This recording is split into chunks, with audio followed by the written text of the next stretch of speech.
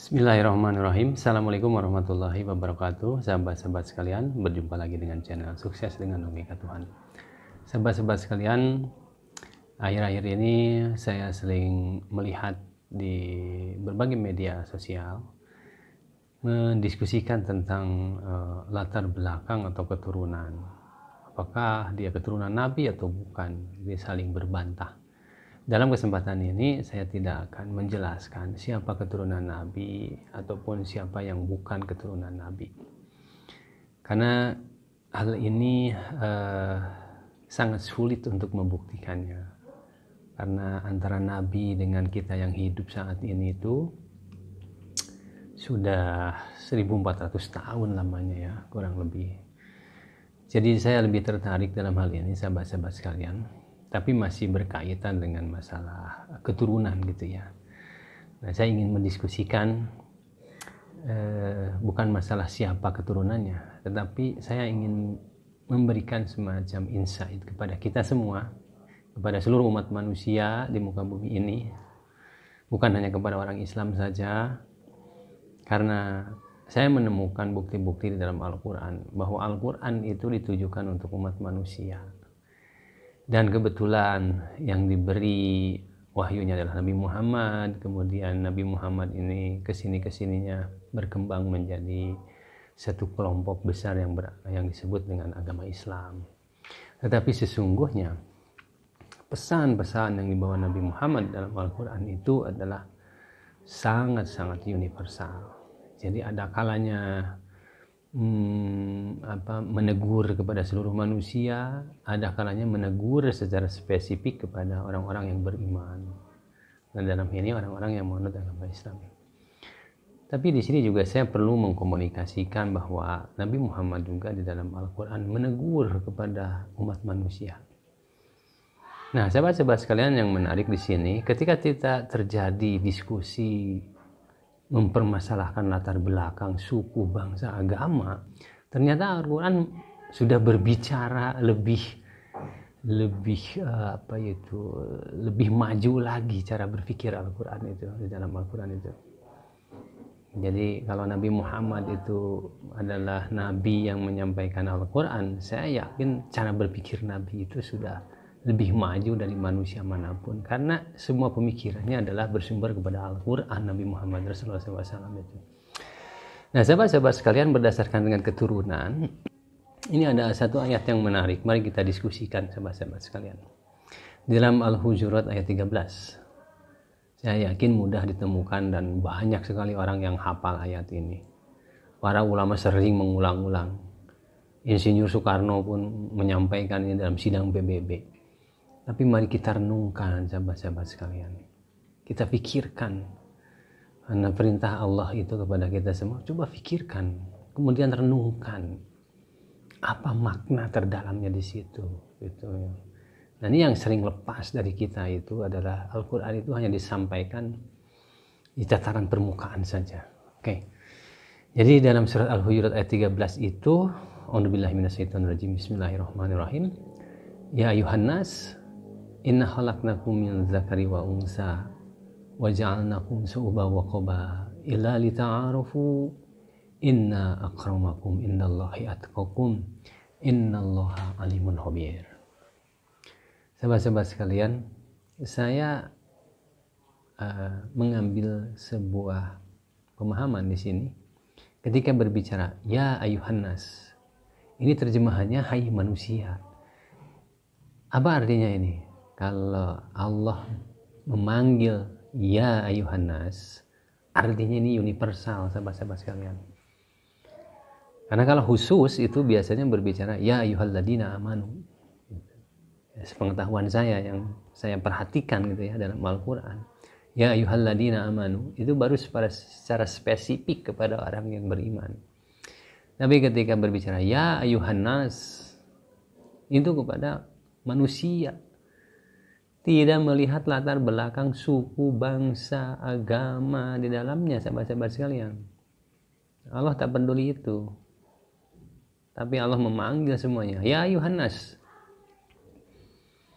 Inna khalaqnakum min dzakari wa unsa. Jadi Sesungguhnya kamu itu diciptakan dulu dari seorang laki-laki dan seorang perempuan, kemudian berkembang biak menjadi berbangsa-bangsa, bersuku-suku. Ini sangat rasional sekali, sahabat-sahabat sekalian. Dan di situ dijelaskan supaya kamu saling mengenal. Nah, pada saat saling mengenal itulah kita berinteraksi, kita berjualan, berdagang, berdiplomasi. Disitulah manusia akan diuji oleh Allah Subhanahu wa taala. Maka Allah menjelaskan di situ, inna akramakum indallahi atqakum. Inna akramakum indallahi atqakum. Ini ada kata-kata sungguh. Saya curiga begitu ya kepada Allah dalam tanda petik ini sahabat-sahabat sekalian. Kalau sudah menggunakan kata inna akramakum, sungguh, saya yakin Allah serius ini. Gitu, Allah keren sekali ini sahabat-sahabat sekalian. Kalau sudah inna akramakum indallahi atqakum, sesungguhnya itu Allah berarti sungguh-sungguh ini. Jadi Allah mengatakan sesungguhnya orang paling mulia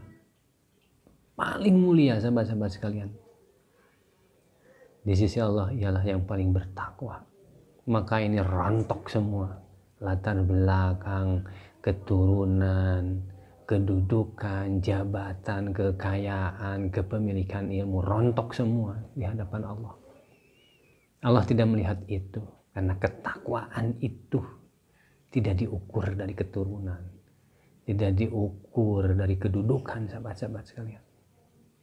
Keren sekali ini Allah Subhanahu wa taala, dan saya kira ini adil sekali karena semua orang punya potensi, punya peluang untuk menjadi orang yang paling mulia di hadapan Allah.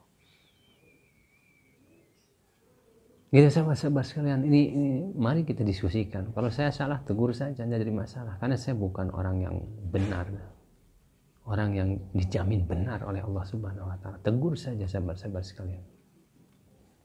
Kemudian sesungguhnya Allah Maha mengetahui dan Maha mengenal. Ini juga sudah dijelaskan lagi di sini. Innallaha alimun khabir. Muncul lagi kata-kata di sini. Innallaha. Terjemahannya di sini silahkan bisa dibaca oleh sahabat-sahabat kalian. Innallaha ini adalah sesungguhnya Allah yang Maha mengetahui dan Maha mengenal. Artinya ini hak prerogatif untuk melihat siapa yang mulia dan tidak di hadapan Allah, bukan siapa-siapa. Kembali kepada Allah. Kata orang Sunda ini, nggak ada yang bisa nyanyahuanan. Siapa yang mulia, siapa yang tidak itu. Dan konsep ketakwaan itu tidak disimpan di dalam keturunan. Konsep ketakwaan tidak lihat dalam suku-suku bangsa-bangsa dari mana. Maka dulu kalau orang Belanda melakukan diskriminasi kepada orang pribumi, itu bertentangan dengan Al-Quran, maka orang Belanda ini tidak memiliki kedudukan yang langgeng di Republik ini. Sekalipun perjuangan bangsa Indonesia untuk merdeka itu panjang, tapi ujung-ujungnya Indonesia merdeka. Kenapa? Karena ajaran-ajaran atau cara-cara pandang yang dibawa oleh orang Belanda ini bertentangan dengan ketentuan yang sudah ditentukan oleh Allah Subhanahu wa taala. Merendahkan bangsa lain, mendiskriminasi bangsa lain. Orang Belanda menyamakan orang Indonesia dengan inlander itu sebagai anjing. Ini bertentangan sekali sahabat-sahabat sekalian. Dan ini satu ayat saja. Mari kita adili diri kita ini dengan satu ayat ini. Apakah kita menjadi orang yang takwa kepada Allah Subhanahu wa taala? Nah, ketakwaan ini juga kita harus breakdown lagi sahabat-sahabat sekalian dalam bahasa-bahasa operasional. Takwa itu sangat-sangat multi tafsir yang bisa kita tafsir itu diimplementasikan dalam kehidupan sehari-hari maksudnya. Misalnya, takwa itu dianggap sebagai orang yang paling taat. Takwa itu bisa dikatakan orang-orang yang paling setia, paling loyal. Takwa itu ketika kita mampu berharap dalam kondisi sulit, dalam kondisi lapang kepada Allah Subhanahu wa taala. Nah, bagaimana cara mengimplementasikan? Bagaimana cara orang mengimplementasikan takwa dalam kehidupan? Itu dikembalikan kepada pemahaman masing-masing. Tapi pemahaman itu juga harus bersumber kepada apa yang sudah dijelaskan oleh Allah di dalam Al-Quran. Maka takwa itu bisa adalah cirinya adalah orang-orang yang bersabar. Takwa itu bisanya orang-orang yang taat kepada Allah dengan membalas keburukan dengan kebaikan. Takwa itu tidak menghujat, takwa itu tidak menghina, takwa itu tidak membuli. Takwa itu tidak melakukan persekusi, sahabat-sahabat sekalian. Banyak sekali. Nah, segala sesuatu yang baik yang dilakukan, yang diperintahkan oleh Allah itu adalah ketakwaan. Yang mana yang mampu kita lakukan dikembalikan kepada pribadi masing-masing. Dan masing-masing harus menghisab dirinya masing-masing. Menghisab di hadapan Allah, apakah kita ini orang yang paling banyak baiknya, banyak berbuat baiknya, artinya dalam orang-orang termasuk orang-orang yang bertakwa, atau kita termasuk orang yang banyak menghujatnya. Kalau berkomentar selalu sinis, kalau berkomentar kita selalu menghina orang, merendah-rendahkan kelompok yang lain, saya kira itu bukan orang-orang yang dimaksud, orang-orang yang bertakwa oleh Allah Subhanahu wa Ta'ala. Ini sahabat-sahabat sekalian, jadi kalau kita berbicara kemuliaan, siapa yang mulia di hadapan Allah? Semuanya Allah tidak mengukur dari kedudukan, jabatan, ilmu, kekayaan, banyaknya uang, keturunan apalagi. Tidak ada. Karena keadilan Allah itulah Allah melihat dari ketaatannya. Bisa saja orang yang taat itu adalah orang miskin.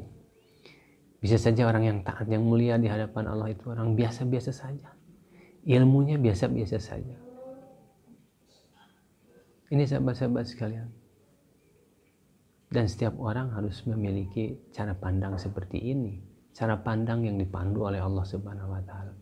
Jadi jangan kita memandang kemuliaan orang itu dari latar belakang yang sifat-sifatnya material. Karena kalau kemuliaan itu dipandang dari sifatnya material, maka Allah tidak adil. Karena Allah Maha Adil, maka Allah mengerti siapa manusia ini. Baik sahabat-sahabat sekalian, semoga diskusi ini bermanfaat bagi kita semua. Dan sebaik-baiknya pemahaman atau diskusi ketika kita menemukan apa yang harus kita lakukan dan siapa diri kita. Dan harus bagaimana kita hidup di muka bumi ini. Ya Yuhannas, hai manusia. Karena ini perintah dari Allah, karena ini adalah wahyu dari Allah. Dan ini harus disampaikan kepada seluruh umat manusia. Siapa yang taat kepada Tuhan, Allah yang Esa, yang gaib, dan melaksanakan segala perintahnya, berbuat baik kepada orang tua, berbuat baik kepada sesama, membalas keburukan dengan kebaikan, bersabar, mencari perdamaian, menghindari perpecahan. Itulah bentuk-bentuk ketakwaan dalam kehidupan sehari-hari yang disebut saling mengenal. Saling mengenal, berinteraksi dalam konteks ketakwaan kepada Allah Subhanahu wa Ta'ala.